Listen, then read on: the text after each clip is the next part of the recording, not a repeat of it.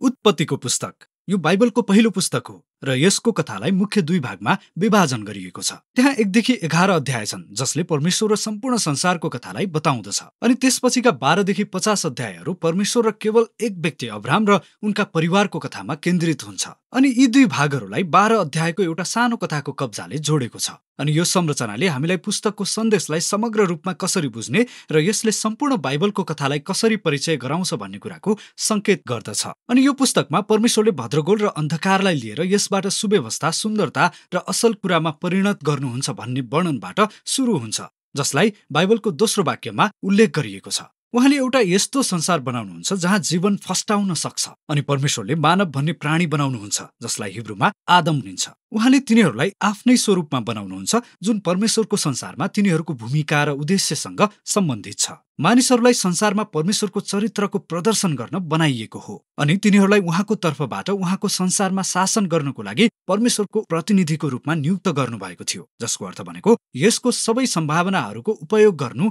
यसको हेरचाह गर्नु र यसलाई अझ धेरै जीवन फस्टाउन सक्ने ठाउँ बनाउनु थियो। परमेश्वरले मानिसलाई आशिष दिनुहुन्छ यो पुस्तकमा भएको मुख्य शब्द हो। अनि उहाँले तिनीहरूलाई एउटा बगैँचा दिनुहुन्छ, एउटा यस्तो ठाउँ जहाँबाट तिनीहरूले यो नयाँ संसार निर्माण गर्न थाल्छन्। अब मुख्य कुरा यो हो कि मानिसहरूसँग छनौट थियो अनि कसरी तिनीहरूले यस संसारको निर्माण गर्नेछन् जसलाई असल र खराबको ज्ञानको रुखले प्रतिनिधित्व गर्दछ। अहिलेसम्म परमेश्वरले नै के असल छ र के खराब छ भनेर बताउनु भएको थियो, तर अब परमेश्वरले मानिसलाई मर्यादा र रोज्ने स्वतन्त्रता दिनुहुन्छ।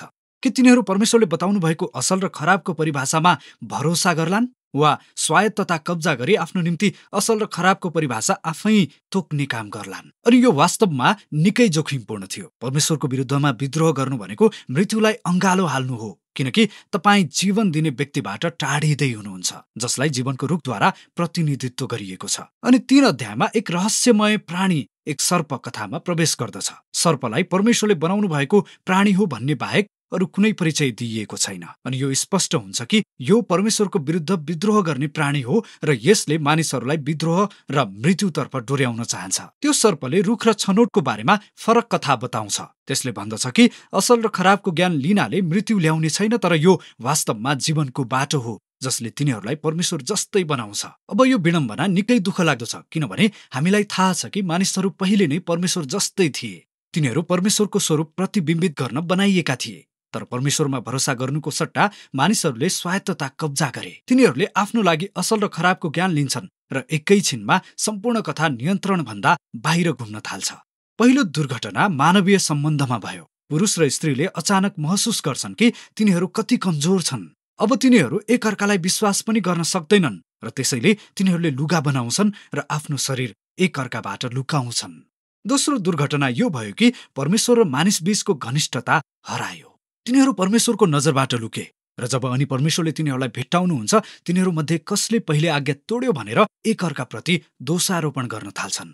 अब यहाँ कथा रोकिन्छ र यहाँ छोटो कविताहरूको एक श्रृङ्खला छ जहाँ परमेश्वरले पहिले सर्पलाई अनि त्यसपछि मानिसहरूलाई तिनीहरूको कार्यको दुःखद परिणामहरूको बारेमा बताउनुहुन्छ। परमेश्वरले पहिले सर्पलाई बताउनुहुन्छ कि यसको स्पष्ट विजयको बावजुद यो पराजय र माटो खानुको निम्ति नियुक्त भएको छ। परमेश्वरले प्रतिज्ञा गर्नुहुन्छ कि एक दिन स्त्रीको सन्तान आउनुहुनेछ र उहाँले सर्पको शिर कुच्याउनुहुनेछ, जुन असल समाचार जस्तो सुनिन्छ, तर यो विजयको निम्ति एक मूल्य चुकाउनु पर्नेछ, किनकि जब सर्पको शिर कुच्याइनेछ त्यसले त्यो सन्तानको कुर्कुच्चोमा डस्नेछ।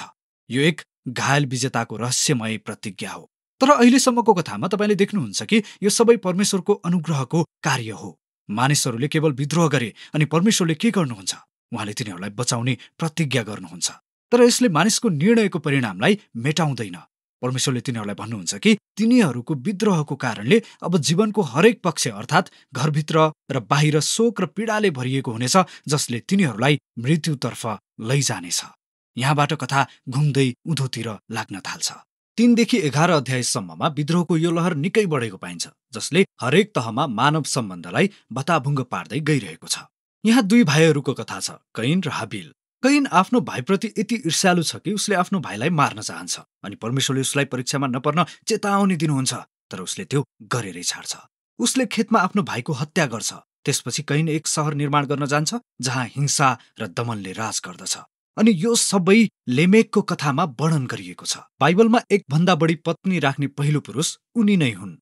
उनले तिनीहरूलाई सम्पत्ति जस्तै जम्मा गर्छन् अनि उनले कसरी आफू कैनभन्दा धेरै हिंसक र बदलाभाव भएको व्यक्ति हो भनेर छोटो गीत गाउँछन्। यसपछि हामीले परमेश्वरका छोराहरूको बारेमा एउटा अनौठो कथा पाउँछौं जसले दुष्ट स्वर्गदूतहरूलाई जनाउन सक्छ वा ती राजाहरू जसले आफैलाई देवताहरूको वंशज हुन् भनेर दाबी गरेका थिए। अनि लेमेखले जस्तै तिनीहरूले पनि चाहे जति धेरै पत्नीहरू ल्याए र तिनीहरूले प्राचीन समयका महान योद्धाहरू नेफिलिमलाई जन्माए।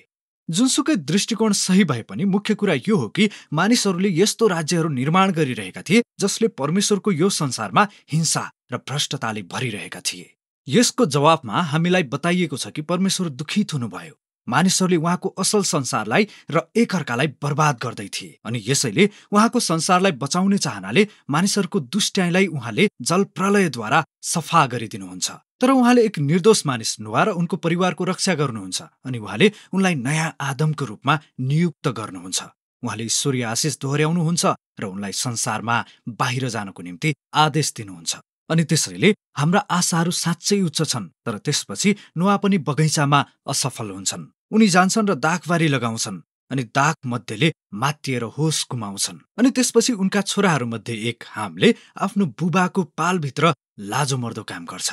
अनि यहाँ हामीसँग हाम्रो नयाँ आदम छ जो पहिलो आदम जस्तै नग्न र लज्जित अवस्थामा छ। अनि मानवको उधोगति फेरि सुरु हुन्छ जसले बेबिलोन शहरको निर्माण गर्न अगुवाई गर्छ। प्राचीन मेसोपोटामियाका मानिसहरू यस नयाँ इट्टा बनाउने प्रविधिको वरिपरि भेला हुन्छन्। अब तिनीहरूले विशाल शहरहरू र अग्लो धरहराहरू छिटो बनाउन सक्ने भएका थिए जुन पहिला कसैले सकेका थिएनन्। अनि तिनीहरू नयाँ प्रकारको धरहरा बनाउन चाहन्छन् जुन देवताहरूसम्म पुग्न सकोस् ताकि तिनीहरूले आफ्नो नाम उच्च बनाउन सकुन्। यो मानिसहरूको विद्रोह र अहंकारको चित्रण हो।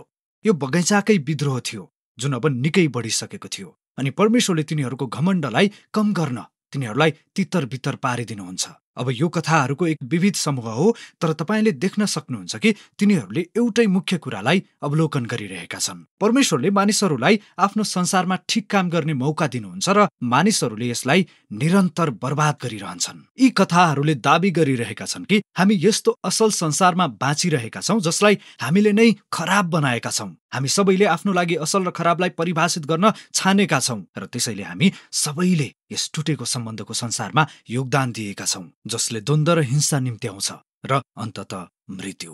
तर त्यहाँ आशा छ। परमेश्वरले प्रतिज्ञा गर्नुभयो कि एक दिन एक सन्तान आउनुहुनेछ, एक घायल विजेता जसले दुष्टलाई यसको जडसँगै पराजित गर्नुहुनेछ। अनि मानिसहरूको दुष्टताको बावजुद परमेश्वरले आफ्नो संसारलाई आशिष दिन र उद्धार गर्न प्रतिबद्ध हुनुहुन्छ। अब मुख्य प्रश्न यो हो कि परमेश्वरले के गर्नुहुनेछ? अनि अर्को त्यो कब्जा कथाले जवाब प्रदान गर्दछ। तर अहिलेको लागि उत्पत्ति 1 देखि 11 सम्मको विषय यही नै हो।